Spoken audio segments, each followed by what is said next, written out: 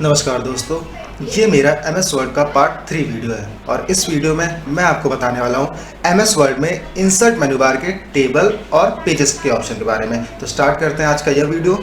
सबसे पहला ग्रुप आपका दिया गया इंसर्ट मेनू बार में पेजेस ग्रुप, जहाँ पे आपके 3 ऑप्शन है, कवर पेजेस, ब्लैंक पेज और पेज ब्रेक, जिसमें से कवर पेजेस का यूज होगा अगर आप MS वर्ड पे किसी बुक का कवर पेज क्रिएट करना चाहते हैं या असाइनमेंट वर्क करना चाहते हैं। तो यहाँ पर आपको कुछ रेडीमेड कवर पेज दिए गए हैं जिनका आप अपने वर्क में यूज कर सकते हैं। तो यहाँ से जो भी आपको कवर पेज बेटर लगता है, आपको सिंपली उस कवर पेज पे बस क्लिक कर देना है। क्लिक करते वो पेज में कवर पेज आपका इंसर्ट हो जाएगा, जिसको आप अपने वर्क में यूज कर सकते हैं। जैसे यहाँ पे लिख के आ रहा है डॉक्यूमेंट टाइटल, तो यहाँ पे आप अपने वर्क का कोई भी टाइटल दे सकते हैं, जैसे मैंने दिया है MS वर्ड।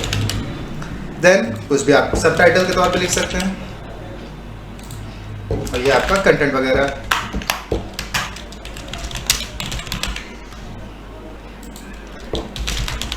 कुछ इस तरीके से। तो ये ऑप्शन होता है आपका कवर पेज। उसके बाद काम हो जाए या इनकेस मान लीजिए आपको कवर पेज हटाना है, आपको नहीं समझ में आए, तो हटाने के लिए ध्यान रखिएगा, कभी भी आपको कवर पेज को हटाने के लिए सिलेक्ट ऑल करके डिलीट नहीं करना है, क्योंकि अगर आप सिलेक्ट ऑल करके डिलीट करेंगे तो ये आपका पूरा वर्क हटा देगा। तो कवर पेज को हटाने के लिए सिंपली आपको उसी कवर पेज ऑप्शन में जाना है और उसी में नीचे एक ऑप्शन है, देखिए रिमूव करंट कवर पेज, तो इस पर आपको सिंपली क्लिक कर देना है। तो केवल आपके वर्क से कवर पेज हटेगा, आपका कंटेंट नहीं हटेगा। देन उसके बाद सेकेंड ऑप्शन है आपका ब्लैंक पेज। मान लीजिए आपने इस पेज पे कोई वर्क किया और इस वर्क के बाद अब आप एक नया पेज चाहते हैं, जैसा अभी देखिए हमारे पास एक ही पेज है, हमें एक नया पेज इंसर्ट करना है, तो सिंपली आपको ब्लैंक पेज पे क्लिक कर देना है। तो आपके सामने इस तरीके से नया पेज इंसर्ट हो जाएगा। तो जितने आपको चाहिए बस आपको ब्लैंक पेज करते जाना है, तो ये पेज आपके इंसर्ट हो जाएंगे।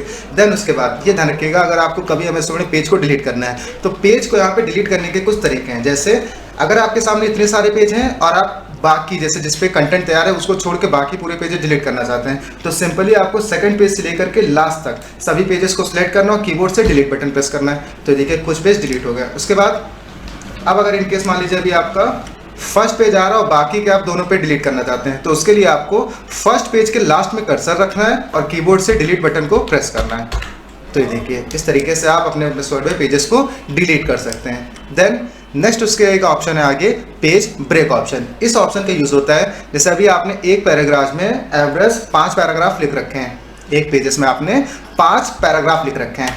अब अगर आप चाहते हैं हर पैराग्राफ आपका एक नेक्स्ट पेज पे आ जाए इक्वली, जैसे हम लोग नॉर्मली टाइप करते हैं, तो उसके लिए पेज ब्रेक ऑप्शन यूज़ किया जाएगा। तो इसका यूज़ करने से पहले जिस पैराग्राफ को आपको नेक्स्ट पेज में ट्रांसफर करना है, उस पैराग्राफ के स्टार्टिंग में आपको कर्सर रखना है और पेज ब्रेक पे क्लिक करना है। तो पेज ब्रेक का काम होगा, जहाँ पे आपका पेज में कर्सर होगा उसी कर्सर से वो पेज को ब्रेक कर देगा, यानी कि तोड़ देगा, और वहाँ से सारा कंटेंट वो नेक्स्ट पेज पे ट्रांसफर कर देगा। तो देखिए इस तरीके से हमने जैसे सेकंड पैराग्राफ के स्टार्टिंग कर्सर रखा और पेज ब्रेक पे क्लिक करेंगे, तो देखिए क्लिक करते ही आपका बाकी का पूरा पैराग्राफ नेक्स्ट पेज में ट्रांसफर हो गया। इसी तरीके अब अगर हम थर्ड वाले पैराग्राफ को भी नेक्स्ट पेज में ट्रांसफर करना चाहते हैं, तो सेम देखिए प्रोसेस रहेगा।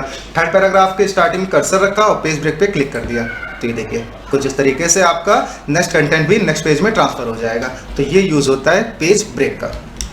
उसके बाद नेक्स्ट ऑप्शन आपको दिया गया है टेबल ऑप्शन का। तो टेबल को पहले समझा देते हैं कि पहले टेबल होती क्या है। तो इसको समझने के लिए मैं पेंट को ओपन कर लेता हूँ पहले। तो यहाँ पे थोड़ा टेबल पे ध्यान दीजिएगा कि टेबल एक्चुअल में होती क्या है। तो टेबल में जो आप ये स्ट्रेट लाइन देखते हैं, इस तरीके से वर्टिकल लाइन, इस वर्टिकल लाइन को कहा जाता है कॉलम। कि जो टेबल या एक्सेल की स्प्रेडशीट में भी आप देखते हैं, तो ये जो स्ट्रेट लाइन होती हैं, इस स्ट्रेट लाइन को कहा जाता है कॉलम। देन इसी में आप ये जो हॉरिजॉन्टल लाइन देखते हैं, इस हॉरिजॉन्टल लाइन को कहा जाता है रो। ठीक है, तो ये लाइन आपकी कहलाती है कॉलम, ये लाइन कहलाती है रो, और कॉलम और रो को मिलकर के एक बनता है आपका सेल। ठीक है, यानी ये जो कॉलम की लाइन गई है और ये रो की लाइन गई है, तो इनको चारों को मिला करके ये जो आपका एक बॉक्स तैयार हुआ, इस बॉक्स को कहा जाता है सेल। और ग्रुप ऑफ सेल यानी इतने सेलों को मिला करके ये जो आपको पेज दिख रहा है, इससे कहा जाता है टेबल। तो यानी कभी भी अगर आपसे पूछा जाता है व्हाट इज टेबल, तो टेबल की डेफिनेशन होती है group of cell is called table. तो वर्ड में इसको टेबल बोलते हैं और एक्सेल में इसी को बोलते हैं स्प्रेडशीट, जो सेलों को मिला करके क्रिएट होती है। यानी group of cell is called table and spreadsheet. तो यहाँ आते हैं वर्ड पे। तो जब भी आप टेबल का यूज़ करने वाले हैं तो सबसे पहले आपको पता होना चाहिए कि आपको अपने डेटा में कितने कॉलम या कितनी रो चाहिए। तो ये आपकी लाइन जो जा रही है इसे कहा जाएगा रो, और ये आपके कहलाएंगे कॉलम। सपोज हमें 5 कॉलम और 6 रो की अगर कोई डेटा बनाना है तो देखिए 5 यहाँ से हमने कॉलम सेलेक्ट किए हैं, देन 6 रो सेलेक्ट करेंगे और ओके कर देंगे। तो ये आपकी 5 बाई 6 की टेबल क्रिएट हो गई, जिसमें इस टेबल में ये जो आपको फ्लावर ऑप्शन दिख रहा है यहाँ से आप इस टेबल को मूवमेंट कर सकते हैं, यानी कि ड्रैग कर सकते हैं। और टेबल के एकदम लास्ट कॉर्नर पे आएंगे तो आपको देखिए एक स्क्वायर बॉक्स दिखेगा। इस स्क्वायर बॉक्स से आप टेबल को कस्टमाइज कर सकते हैं, यानी बड़ा या छोटा कर सकते हैं। देन टेबल लेने पे आपके देखिए 2 मेन्यू बार खुलते हैं जिन्हें कहा जाता है टेबल टूल। एक है डिजाइन और एक है लेआउट। डिजाइन में आप इस टेबल को डेकोरेट कर सकते हैं और लेआउट से इसमें आप हर सेल को एडजस्ट कर सकते हैं। तो सबसे पहले डिजाइन में आते हैं।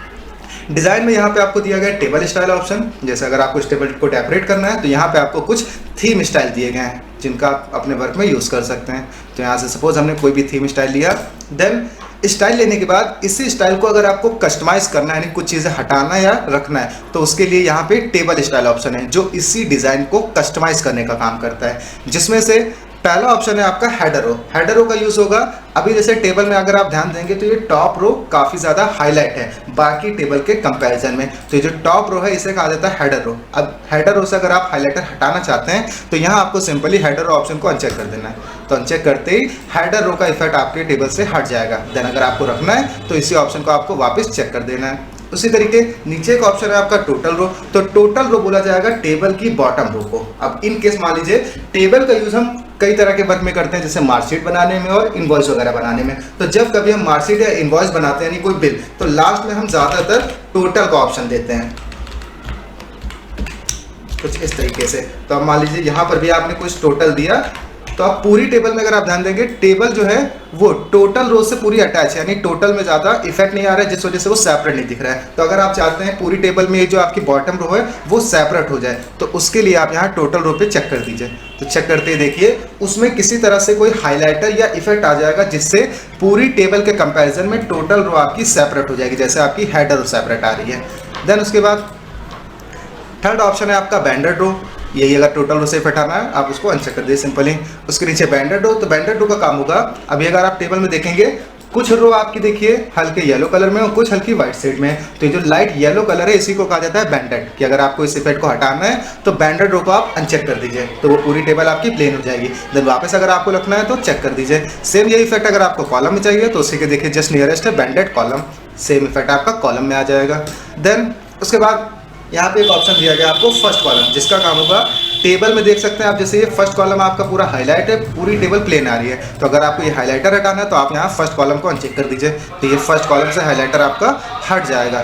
देन उसके बाद फर्स्ट कॉलम की तरह अगर आपको लास्ट कॉलम को भी हाईलाइट करना है तो आप यहाँ से लास्ट कॉलम को चेक कर दीजिए। तो ये आपके टेबल स्टाइल ऑप्शन होते हैं। उसके बाद इन केस मान लीजिए टेबल स्टाइल से हम ध्यान रखिएगा जब भी कोई इफेक्ट लेते हैं तो वो एक साथ पूरी टेबल में आता है, यानी एक थीम कलर है जो पूरी टेबल में अप्लाई होता है।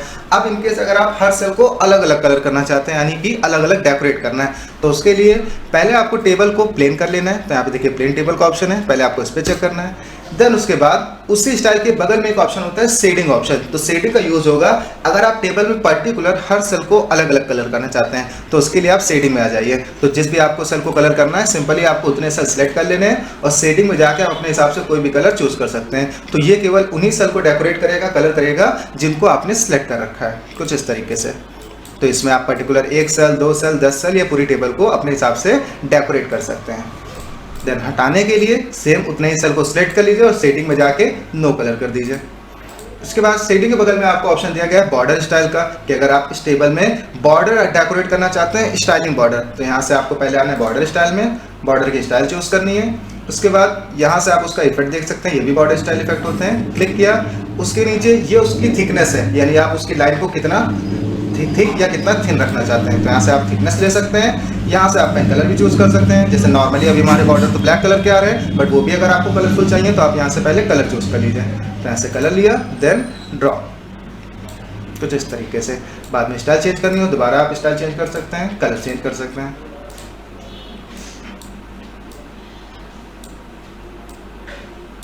कुछ इस तरीके से आप बॉर्डर ड्रॉ कर सकते हैं। अलग से बनाना हो तो आपको उसके नीचे क्रिएट करना है